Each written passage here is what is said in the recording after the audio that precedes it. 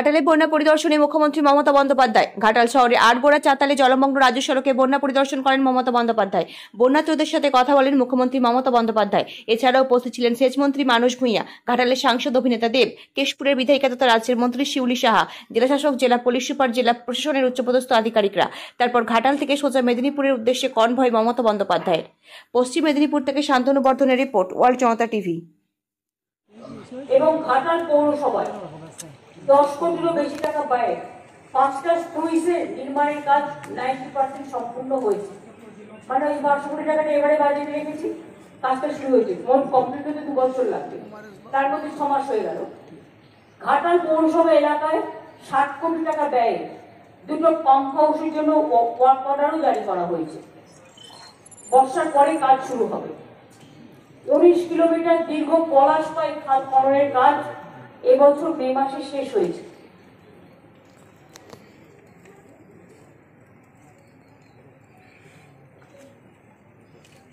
Old Kosi, সোনাতোপা খাল এবং পুরানো সোনাতোপা খাল সহ মোট 25 কিলোমিটার নদী ড্রেজিং এর জন্য অর্ডার দেওয়া হয়েছে। অন্যান্য নদী ও ড্রেজিং ও টেন্ডার প্রক্রিয়া সম্পূর্ণ হয়েছে, চূড়ান্ত পর্যায়ে আছে। ঘাটাল পুরসভা এলাকায় শিলাবতী নদীর বাম পাড়ে 3.5 কিলোমিটার দীর্ঘ গার্ডওয়াল নির্মাণের জন্য খুব পরিমিত যে জমির পরিমাণ, সেটাকে যতটা জমি কমানো যায় আমরা দেখব, আর চেষ্টা করব যে মানুষকে উচ্ছেদ না করে যদি কোনো রকম অ্যাভয়েড করে অল্টারনেটিভ কোনো রুট বাঁচা যায়, সেই জন্য স্যাম্পল সার্ভে শুরু হয়েছে। 84টি নতুন কাজ, যেমন স্লুইস, সেতু এবং ড্রেজিং সহ অন্যান্য কাজের জন্য মাটি পরীক্ষা, জরিপ এবং নকশারও কাজ চলছে।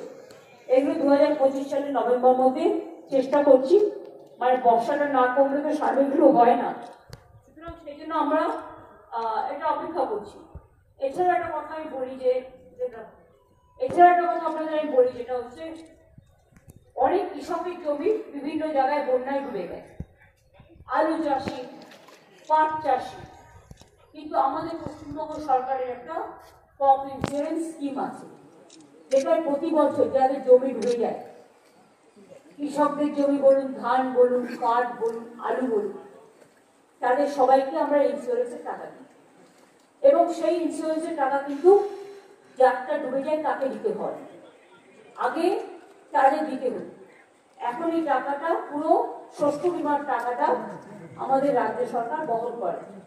ফলে একটু জল কমে গেলেই, যে মাঠে জল জমে আছে বা ধান শস্য নষ্ট হয়েছে বা আলু বলুন, পাট বলুন, পাটও ইনক্লুড করা হয়েছে, সেখানে এগ্রিকালচার ডিপার্টমেন্ট তারা সার্ভে করে ইতিমধ্যে দেওয়া শুরু হয়েছে অনেক জায়গায়, যেখানে সম্ভব, যেখানে জলের জন্য এখনো সম্ভব নয়, মাঠ টাটগুলো ডুবে আছে, জলের পরিমাণ কমলেই সেটা সার্ভে হবে এবং তারা ক্রপ ইন্স্যুরেন্স পাবে। আমি চাষি ভাইদের বলবো, চিন্তা করার কোনো কারণ নেই, সরকার আপনাদের সাথে সবসময় আছে, পাশে থাকবে। কারণ দুর্যোগ একটা শব্দ শুনলে সবাই ভয় পায়, কিন্তু কিছু কিছু অঞ্চল আছে, আর বাংলা সবচেয়ে বেশি দুর্যোগের ক্ষতিগ্রস্ত হয়। দুর্যোগের মধ্যে দিয়ে মানুষের যেমন দুর্ভোগ হয়, আমাদের সরকারি কাঁচাগার, কোষাগারও প্রায় শূন্য হয়ে যায়। আগে ফ্লাড এফেক্টেড এরিয়ায় কেন্দ্রীয় সরকার টাকা দিত, গঙ্গা অ্যাকশন প্ল্যানে টাকা দিত, গঙ্গার ভাঙন রোধে, নদীর ভাঙন রোধে। এখন সব বন্ধ, সবটাই আমাদের নিজেদের থেকে করতে হয়। এবং আমাদের, আপনারা জানেন, 100 দিনের কাজের টাকাও দিতে হয়, কর্মশ্রী যেটা আমরা করি সেটাও বন্ধ। গ্রামীণ রাস্তাও আমরা তৈরি করি পথশ্রীর মাধ্যমে, যতটা পারছি কেন্দ্রীয় সরকার বন্ধ করে দিয়েছে সব। এছাড়াও বাড়ি আমরা আগে করেছি, বাংলার বাড়ি, যেটা গ্রামীণ আবাস যোজনায় হতো 45 লক্ষের মতো, আর এবছরও 12 লক্ষ করা হয়েছে মাটির বাড়ি, পাকা বাড়ি করবার জন্য টাকা দেওয়া হয়েছে। এছাড়াও আরো 16 লক্ষ মানুষ যাদের লিস্টে নাম আছে, তারা পেয়ে যাবে, ডিসেম্বরে হাফ টাকা পাবে, মেতে তার বাদ বাকি টাকাটা পাবে। আর তারপরেও যেটুকু বাকি থাকবে সেটা আমরা বছরে বছরে করে দেবো। এছাড়াও আরবান এরিয়াতেও বাড়ির টাকা দেওয়া হয়, সংখ্যালঘু এরিয়াতেও দেওয়া হয়, ট্রাইবেল এরিয়াতেও দেওয়া হয়, সেগুলো কিন্তু এক্সট্রা, সেই সংখ্যাটা আমি কিন্তু বললাম না, সেটা প্রায় আরো 12-14 লাখ হবে সব মিলিয়ে। সুতরাং আমি আজকে নতুন নয়, প্রতিবারই আসি এবং একবার তো আমার মনে আছে ঘাটালে 3তলা বাড়ি থেকে হেলিকপ্টারে করে মানুষকে নামানো হয়েছিল, সেটাও আমার মনে আছে। কাজে এই জায়গাটা পুরো একদম ডোবার মতো। আর বাংলাটা প্রবলেম হচ্ছে নদী মাতৃকাছে, আর পশ্চিম বাংলাটা ঠিক নৌকার মতো।